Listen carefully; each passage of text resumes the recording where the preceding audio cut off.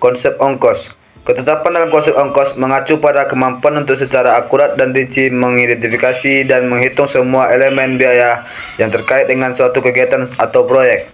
Ini melibatkan pemahaman yang mendalam terhadap elemen-elemen biaya seperti bahan, tenaga kerja, peralatan, overhead, serta kemampuan untuk mengestimasi dengan tepat jumlah yang diperlukan.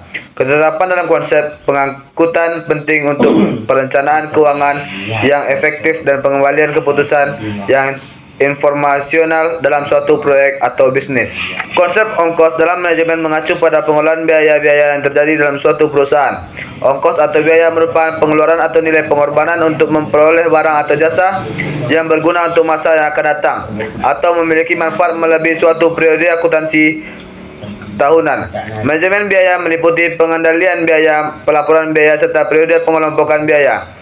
Akuntansi manajemen bertujuan untuk menyajikan laporan yang bermanfaat bagi manajemen dalam pengambilan keputusan ekonomi, perencanaan evaluasi, pengendalian, dan pertanggungjawaban atas sumber daya pengendalian biaya. Bertujuan untuk mengendalikan unsur-unsur biaya dan mengetahui biaya yang digunakan. Pihak manajemen juga harus menjalankan proses perencanaan, perorganisasian, pengarahan, dan pengendalian biaya dan harga. Profit optimizer. Optimalisasi laba mengacu pada proses memaksimalkan profitabilitas dengan menyesuaikan harga dan mengelola biaya. Ini melibatkan menemukan keseimbangan optimal antara harga produk atau jasa dan biaya yang terkait dengan produksi dan penjualan produk atau jasa tersebut. Hal ini termasuk mempertimbangkan faktor-faktor seperti harga pokok penjualan, biaya overhead, dan harga yang dikenakan oleh pesaing untuk produk serupa. Menerapkan optimalisasi keuntungan melibatkan melakukan riset pasar secara teratur, memantau biaya yang cermat, menggunakan teknologi untuk menganalisis data, dan bersikap fleksibel dalam strategi penetapan harga. Optimalisasi keuntungan bertujuan untuk meningkatkan keuntungan dengan sumber daya yang tersedia dalam batasan tertentu dan memanfaatkan sebaik mungkin. Hal ini dapat melibatkan tindakan seperti meningkatkan efisiensi produksi, mengurangi waktu henti, dan meningkatkan pemeliharaan untuk meningkatkan output atau profitabilitas. Selain itu, alat seperti perangkat lunak pengoptimalan harga dan membantu mengidentifikasi peluang peningkatan laba kotor dan memandu keputusan penetapan harga yang strategis. Beberapa profit optimizer yang digunakan dalam analisis harga. Dengan menganalisis harga produk atau jasa yang ditawarkan, bisnis dapat menentukan harga yang optimal. Untuk memaksimalkan keuntungan ini melibatkan pertimbangan faktor-faktor seperti biaya produksi, permintaan pasar, dan strategi pesaing. 2. Pengelola biaya dengan mengidentifikasi dan mengurangi biaya yang tidak perlu atau tidak efisien. Bisnis dapat meningkatkan margin keuntungan. Ini melibatkan pengelolaan inventaris, pengendalian biaya produksi, dan efisien operasional.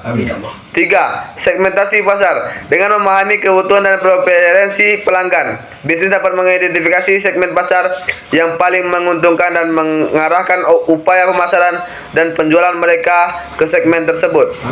4. Analisis portofolio produk dengan menganalisis kinerja dan kontribusi keuntungan dari setiap produk atau layanan yang ditawarkan. Bisnis dapat mengoptimalkan portofolio produk mereka memaksimalkan keuntungan. 5.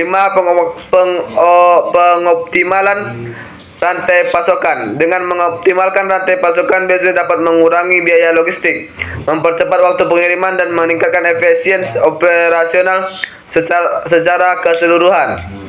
Biaya. Untuk meningkatkan ketepatan dalam merinci fungsi biaya, pastikan Anda memiliki data biaya yang lengkap dan akurat. Identifikasi semua elemen biaya yang terkait dengan produksi atau layanan Anda, termasuk biaya tetap dan biaya variabel.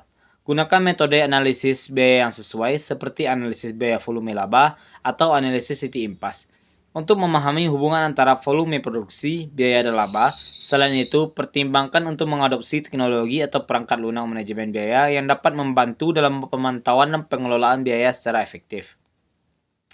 Evaluasi dan perbarui secara berkala untuk memastikan bahwa perincian fungsi biaya tetap relevan dengan kondisi bisnis saat ini. Saya akan lanjutkannya, yaitu Law of Diminishing Returns. 1. Pemahaman konsep dasar. Pastikan pemahaman yang kuat tentang konsep dasar hukum pengurangan hasil, yaitu ide bahwa ketika satu faktor produksi ditingkatkan sementara yang lain tetap konstan, akan ada titik di mana peningkatan tambahan dari faktor ditentukan tersebut memberikan hasil yang berkurang. 2. Analisa faktor produksi. Identifikasi faktor produksi yang sedang dipertimbangkan dan bagaimana perubahan dalam faktor tersebut mempengaruhi output. Pastikan untuk fokus pada satu variabel sementara faktor-faktor lainnya tetap konstan. 3. Data pengukuran output. Guna data yang akurat dan pengukuran output yang konsisten, hal ini membantu dalam mendokumentasikan bagaimana perubahan pada faktor produksi tertentu berdampak pada hasil produksi.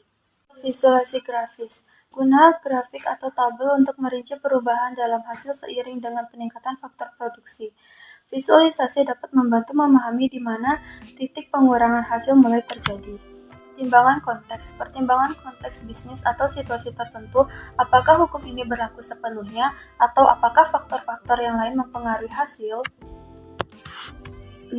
Penguji sensitivitas. Lakukan penguji sensitivitas terhadap variabel-variabel tertentu.